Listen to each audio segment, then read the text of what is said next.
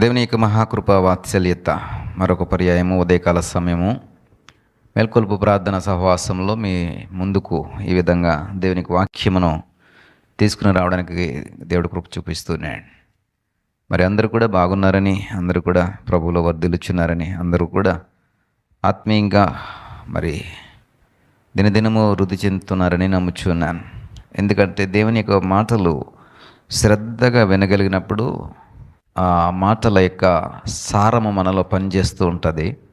ఆ మాటల సారము మనలో పనిచేస్తున్నప్పుడు మనము ఆ సారమును బట్టి బలపరచబడగలుగుతాం. ఆ మాటల సారమును బట్టి మనము మరి వర్ధిల్లింపబడతాం.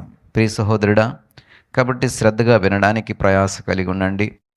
మరి ఇలాంటి వినేటటువంటి బుద్ధి ఉదయముననే దేవుడు అనుగ్రహిస్తున్నాడని యెషయా గ్రంథము 50 అధ్యాయం 4వ వచనంలో చెప్పబడుతోంది.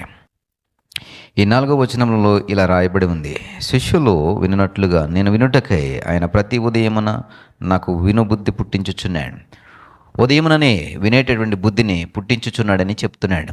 అంటే ఉదయమున ఏం పుడుతుందంటే వినేటటువంటి బుద్ధి పుడుతుంది. వినటం వలన విశ్వాసం కలుగుతుంది, వినడం వలన జ్ఞానం వస్తుంది, వినడం వలన మరి విషయ పరిజ్ఞానం అనేది మనకి పెంపొందింపబడుతుంది. వినటం వలన అనేక విషయాల మీద మనకి మరి పట్టు దొరుకుతుంది. వినటం వలన అనేకమైనటువంటి మేలులు జరుగుతాయి. అయితే దేవుని యొక్క వాక్యము ఉదయమునని వినుట ద్వారా వాక్యములో ఉన్నటువంటి సారము మనలోనికి ప్రవేశించి మనల్ని ఆత్మీయంగా బలపరచుటయందు, ఆత్మీయంగా స్థిరపరచుటయందు, ఆత్మీయంగా వర్ధిల్లుటయందు అది మనకు సహాయపడుతుంది.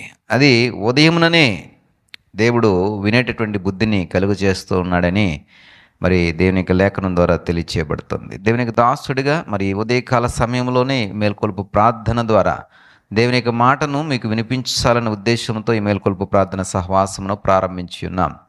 కాబట్టి ఈ విధంగా ఉదయముననే వినేటటువంటి బుద్ధి కలిగేటటువంటి ఆ సమయంలో మీరు వాక్యమును వినగలిగితే, వాక్యమును మనసు పెట్టగలిగితే, వాక్యము యొక్క మరి సారాంశమును గ్రహించటానికి ప్రయాస కలిగి ఉంటే కనుక ఉదయముననే ఈ యొక్క మరి బలము సారము మనలో పనిచేయడం ప్రారంభించబడుతుంది. మనము ప్రతిభావంతులుగా మార్చబడాలి. మనము మరి ఆత్మీయ స్థితిలో బలపరచబడుతూ మరింత ప్రతిభావంతులైనటువంటి క్రైస్తవులుగా మార్చబడాలి అంటే మనలో మంచి వాక్యం పనిచేయాలి. మంచి వాక్యం పనిచేయాలంటే మంచి వాక్యం వినాలి.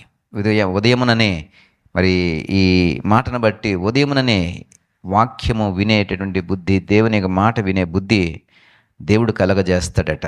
కాబట్టి మనలో అలాంటి బుద్ధిని మనం నింపుకొని ఉదయముననే వాక్యమును విందాం, వాక్యముకి సారమును గ్రహిద్దాం, వాక్యములో మరింతగా బలపరచబడదాం, దేవునిలో ఆశీర్వదింపబడదాం.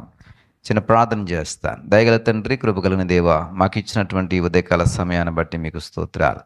ఇదిగోనన్నా ఉదయమున వినే బుద్ధిని బట్టి మీకు వందనాలు. ఈ బుద్ధిలో ప్రభావ మేము నీ వాక్యమును విని నీ వాక్య సారమును గైకొని సారమును బట్టి మేము బలపరచబడి ఆత్మీయంగా వృద్ధి చెందుటకు సహాయం దయచేయండి. ప్రతిభావంతులుగా మార్చబడటకు సహాయం దయచేయండి. మేల్కొల్పు ప్రార్థన సహవాసములో పాలుపంపులు పొందుకుంటున్న ప్రతి కుటుంబాన్ని కూడా దర్శించండి.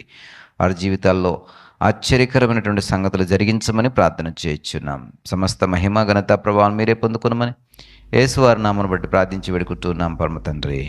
ఆమెన్.